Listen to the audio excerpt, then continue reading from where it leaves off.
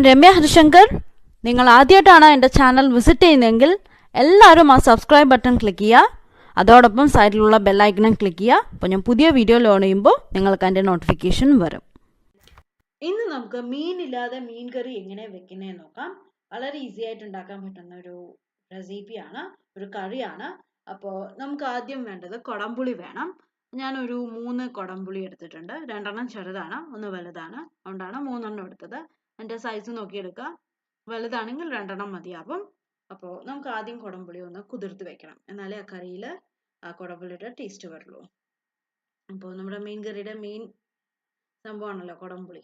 അപ്പം കുടംപുളി നമുക്ക് ആദ്യം ചെറിയ ചൂടുവെള്ളത്തിൽ ഒരു 20-25 മിനിറ്റ് കുതിർത്ത് വെക്കണം. അപ്പം അങ്ങനെ ഞാൻ ഇളം ചൂടുള്ള വെള്ളം വെച്ചതാണ്. അപ്പം ഇത് ഒന്ന് കുതിർന്ന് വരട്ടെ. ആ സമയം കൊണ്ട് നമുക്കൊരു അരപ്പരച്ചെടുക്കാം.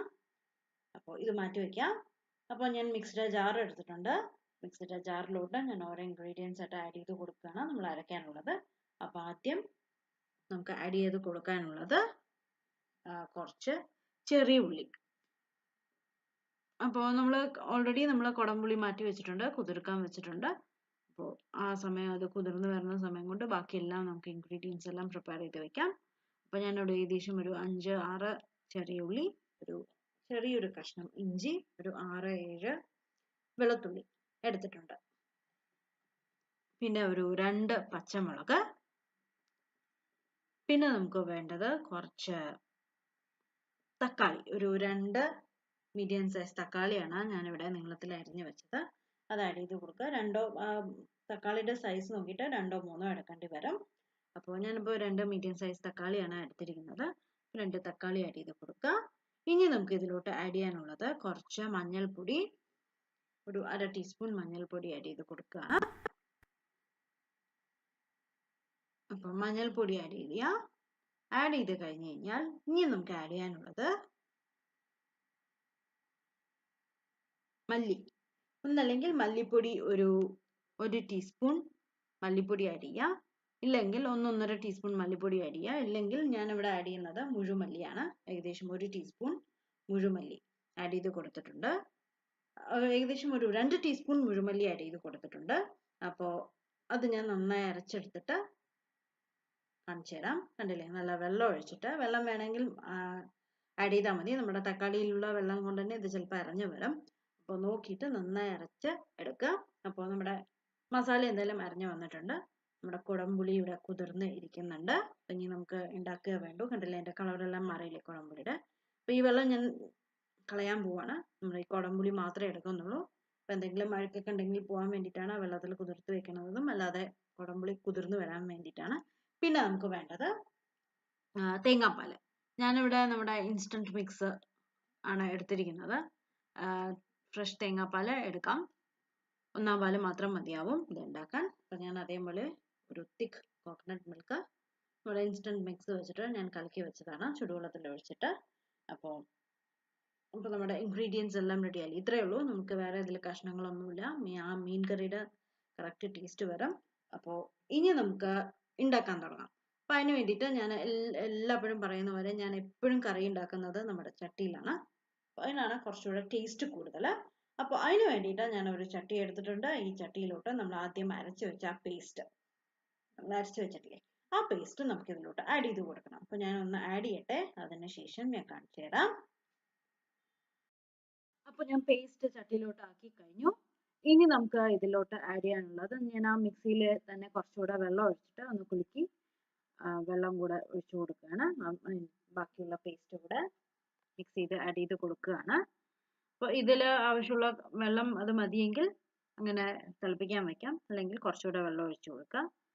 അപ്പോൾ ഞാനിത് വെക്കുന്ന സമയത്ത് കുറച്ചുകൂടെ വെള്ളം ഒഴിച്ചിട്ടാണ് വെക്കാൻ പോകുന്നത്. അപ്പോൾ അതിലോട്ട് ഞാൻ ഇതിലേക്ക് ഏകദേശം നമ്മൾ എടുത്തു വെച്ച തേങ്ങാപ്പാലും നമ്മളെ പുളി വെച്ചില്ലേ, കുടംപുളി കുതിർത്ത് വെച്ചിട്ടുണ്ടായിരുന്നില്ലേ, അതും കൂടെ ആ ചട്ടിയിലോട്ട് ആഡ് ചെയ്ത് കൊടുക്കുക.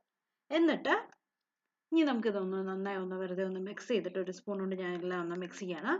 മിക്സ് ചെയ്ത് കഴിഞ്ഞ ശേഷം നമുക്കിത് അടുപ്പ് കത്തിച്ചിട്ട് വെക്കാം. ഇപ്പോൾ വെള്ളം പോരാന്ന് തോന്നുകയാണെങ്കിൽ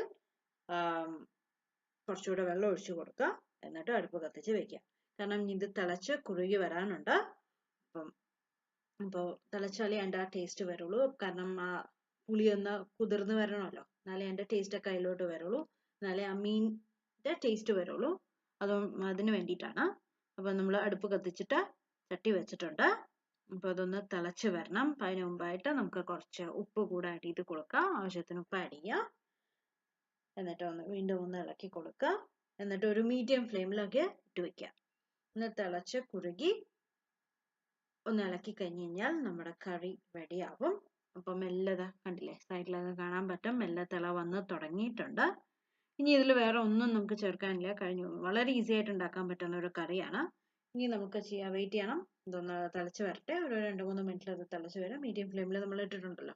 അപ്പോൾ ഒന്ന് തിളച്ച് വന്നു കഴിഞ്ഞാൽ നമുക്ക് ഇത് മാറ്റി ഇതിലോട്ട് താളിച്ചിടണം. അത്രേ ഉള്ളൂ. നമ്മുടെ കറി അത് കഴിഞ്ഞാൽ റെഡി ആവും. പിന്നെ നമുക്ക് ചോറിൻ്റെ ഒപ്പം കഴിക്കേണ്ട ആവശ്യം മാത്രമേ ഉള്ളൂ. കണ്ടില്ലേ, നമ്മുടെ കറി തിളച്ച് വന്നിട്ടുണ്ട്. അപ്പോൾ ഞാനൊന്ന് കയ്യിലുണ്ടൊന്ന് ഇളക്കിയിട്ട്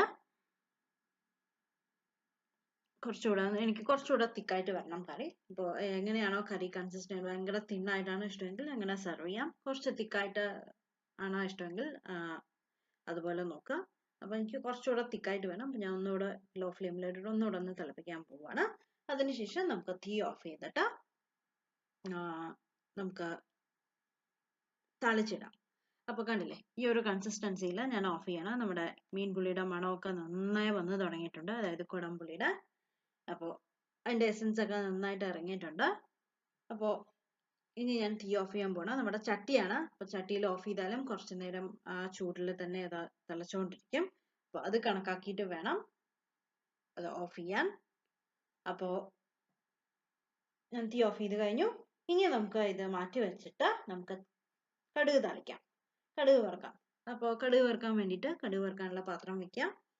അപ്പോൾ അതിലോട്ട് ഏകദേശം 1 ടീസ്പൂൺ എണ്ണ ഒഴിക്കുക. വെളിച്ചെണ്ണയാണ് ഞാൻ യൂസ് ചെയ്യുന്നത്. വെളിച്ചെണ്ണ ഒഴിക്കുക. അതിലോട്ട് ഏകദേശം ഒരു 1/4 ടീസ്പൂൺ കടുക് ആഡ് ചെയ്യുക. കടുക് പൊട്ടിക്കഴിഞ്ഞ് കഴിഞ്ഞാൽ പിന്നെ നമുക്ക് ആഡ് ചെയ്യാനുള്ളത് ഏകദേശം ഒരു 1/2 ടീസ്പൂണോളം ഞാൻ അതിലോട്ട് ജീരകം ആഡ് ചെയ്ത് കൊടുക്കുകയാണ്.